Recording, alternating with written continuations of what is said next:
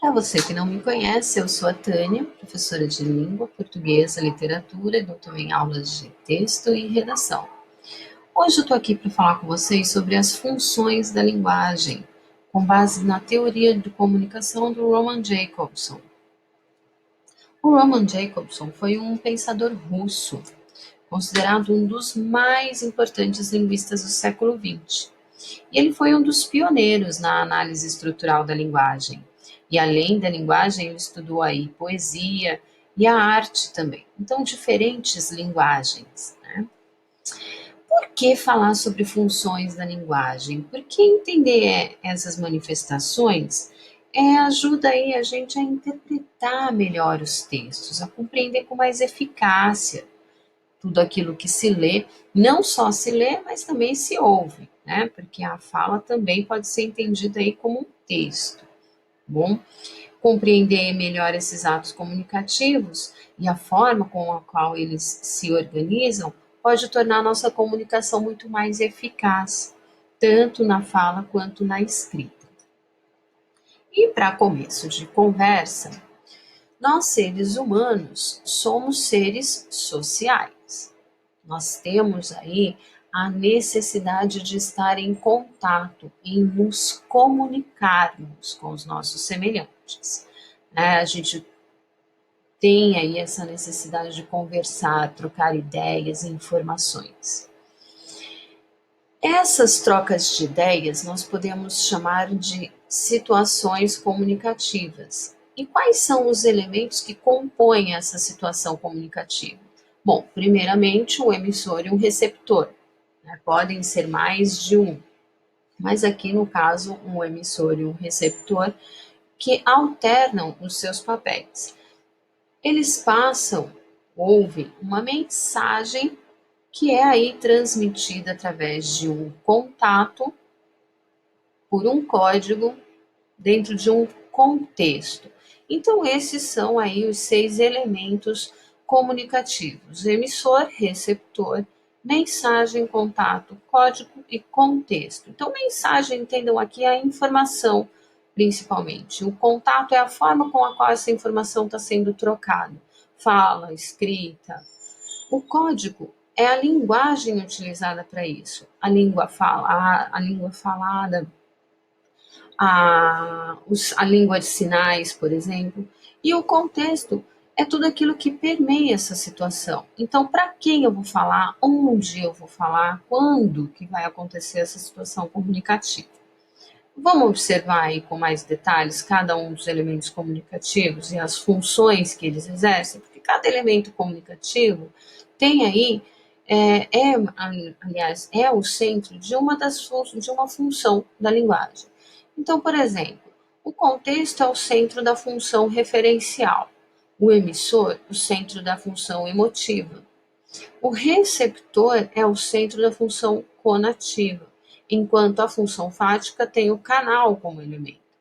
A função poética, a mensagem, e o elemento código é o centro da função metalinguística. Mas nossa, ficou confuso agora, né?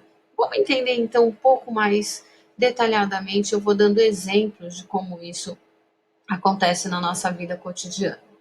A função referencial, que tem aí o centro no contexto, né, na situação que permeia aí o ato comunicativo, ela está presente principalmente nas notícias, telejornais. Então, tem aí como objetivo simplesmente passar a informação, fazer com que essa informação chegue até o seu receptor, tá? Ao seu destinatário. A função emotiva, ela tem o centro no remetente, porque dependendo de qual é o estado emocional de quem fala, de quem passa a mensagem, ele tem aí uma mudança na forma com que se comunica, né? Então, se você vai contar algo que mexe muito com você, te emociona, causa raiva, tristeza, então esse sentimento, essa emoção vai estar aí presente na sua fala ou na sua escrita. Por isso, o remetente a gente diz que é o centro aí da função emotiva. A função conativa, ela está muito presente nos textos publicitários, nas propagandas, de modo geral, porque a função é justamente persuadir o destinatário, convencer. Então, artigos de divulgação, de artigos de opinião, né? Então, trazem aí um texto, é bom lembrar, pode trazer mais de uma função presente nele, ok? Então, a função conativa aí é aquela que busca a persuasão do destinatário, por isso ele é o foco. A função fática é aquela que consiste em basicamente mantermos o contato. É um alô quando você liga para alguém ou recebe um telefonema, é aquele sei, só para manter a pessoa falando com você ainda, né? Fazer com que ela perceba que você está ouvindo ela, para manter ou prolongar aí um contato. A função metalinguística é centrada no código, no tipo de linguagem que você está utilizando. Então, como aqui eu estou fazendo, né? Eu estou utilizando a língua portuguesa para explicar a própria língua portuguesa. Então, essa função nós denominamos aí a metalinguística.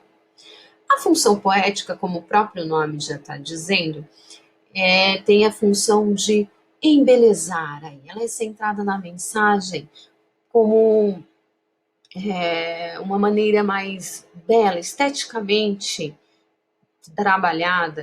Né? Então é muito comum nas poesias, nos poemas, letras de música e até mesmo na literatura. Partimos então aqui para uma primeira proposta simples de atividades. Então eu quero ver, você pode fazer um teste aí, né? Se você consegue relacionar cada elemento do ato comunicativo com a sua respectiva função da linguagem. Tá ainda fresquinho aí na memória? Eu vou dar um tempinho para vocês. Se precisar de mais tempo, você dá um pause aí no vídeo.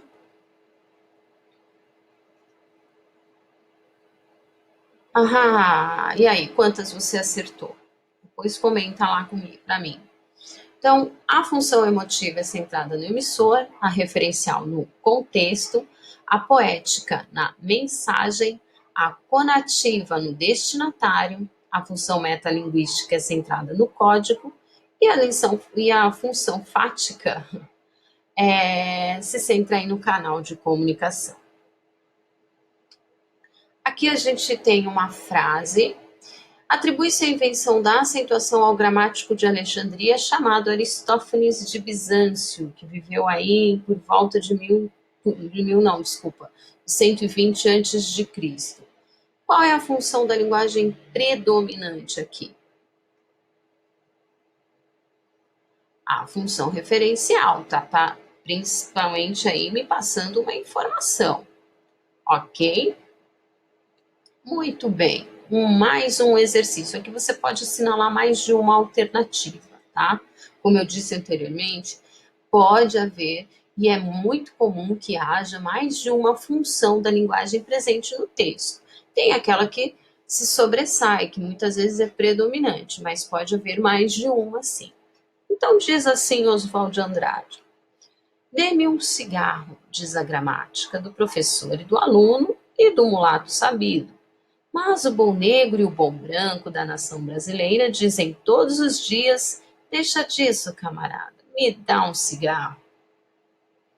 E aí, quais são as funções presentes nesse texto? A metalinguística, porque aqui ele está me fazendo uma explicação da gramática, que o correto seria dizer aí dê-me um cigarro, né? Um pronome vindo depois do verbo, no início da frase. Mas, como não podia faltar no Oswald de Andrade, a estética, né, a preocupação com a escolha das palavras ao se dizer isso, nós temos aqui um pequeno poema, portanto, é também presente a função poética. A seleção e combinação. Então, essa é essas, aliás, são aí formas com as quais nós lidamos todos os dias. Então, a gente, dependendo do contexto, de com quem falamos, onde falamos, quando falamos, nós precisamos escolher as palavras, né? Ou seja, como falaremos ou como escreveremos determinada informação, ou passaremos essa mensagem. E não, né, em tudo, não só na escrita, mas também aí na nossa fala cotidiana. Então, eu não falo com a minha mãe do mesmo jeito que eu falo com meu filho, por exemplo, e assim por diante, né? Então, a gente se baseia aí por algumas regras sintáticas da nossa língua portuguesa e, é claro, de acordo com o contexto. A oralidade nos traz aí uma liberdade muito maior que a escrita também. Tem esse ponto aí. Vamos para mais uma proposta? Daí, para essa segunda proposta, eu vou passar aqui para vocês um videozinho, tá? Eu quero que você preste bastante atenção na letra da música. Depois eu vou colocar aqui na descrição do vídeo a letra dela. Sim.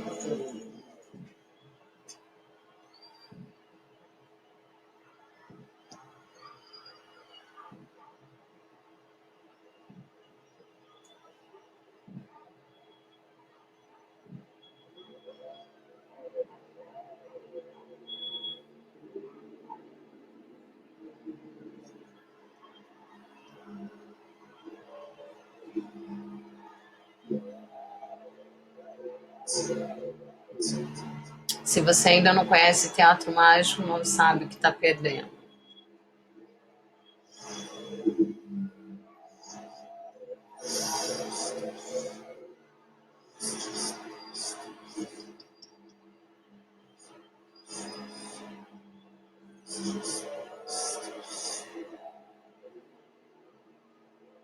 Senhoras e senhores, respeitável público pagão, senhoras e senhores, bem-vindos ao Teatro Mágico.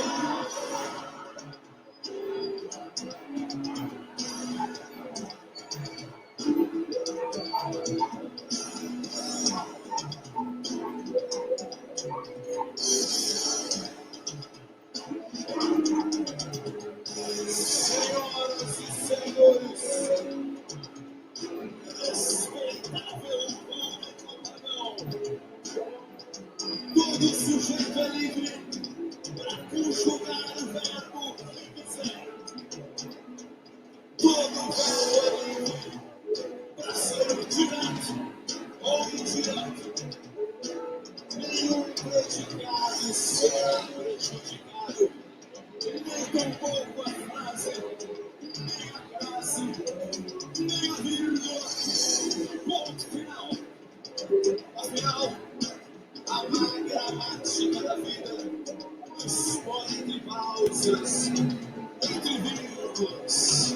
E estar entre vírgulas pode ser aposto. E eu aposto no oposto, que vou cativar a todos, sendo apenas um sujeito simples. Um sujeito sua oração, sua pressa, sua prece. E enxerguemos o fato de termos acessórios para nossa oração, separados ou adjuntos, nominais ou não, façamos parte do contexto, sejamos todas as capas de edição especial, mas, porém, contudo, entretanto, todavia, não obstante, sejamos também a contracapa, porque ser a capa e ser contracapa é a beleza da contradição, é negar a si mesmo, e negar a si mesmo é muitas vezes encontrar-se com Deus, como teu Deus.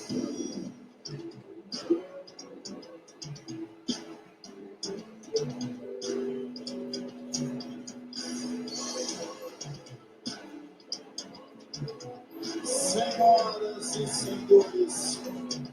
E nesse momento que cada um se encontra aqui agora, um possa se encontrar no outro e o outro no um. Até porque tem hora o que é que